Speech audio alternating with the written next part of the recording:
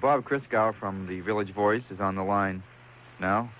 Bob, I've been looking forward to meeting you. I hoped we'd talk under better circumstances. I suspect it'll happen. Yeah, we are here. Couldn't be worse, right? No.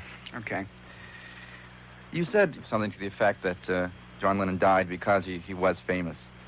I said that to my wife, and she was very despondent, and she said, why is it this famous person who died? Why is it John Lennon and Bobby Kennedy rather than Richard Nixon or Paul McCartney? Not that anyone's wishing that on Paul McCartney, but that's the fact. It makes sense in some way that John Lennon should be assassinated. He's, by the way, I believe the first popular culture hero ever assassinated. We've been thinking about this for a long time. People used to talk about Bob Dylan in the 60s all the time. Phil Oakes wrote a song called Crucifixion about it. And even then, it was imagined quite a bit. There was a terrible novel called The Man Who Shot Mick Jagger by David Littlejohn a while back. It was a pop cult fantasy a long time before it actually happened. But you would think, well, who would this happen to? And it wouldn't happen to Neil Diamond.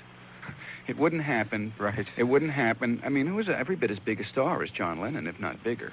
But what is it that Neil Diamond does not stir in people that it has to do, it seems to me, with offering a kind of hope that you cannot, in fact, fulfill, that no one can fulfill. So people feel let down, and it slowly translates into... Yes, well, I mean, and obviously that letdown, all you need is one pathological letdown. Just one. Yeah.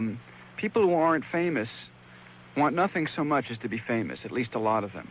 And since they feel completely anonymous, they believe that if you're as famous as John Lennon, you've got enormous power.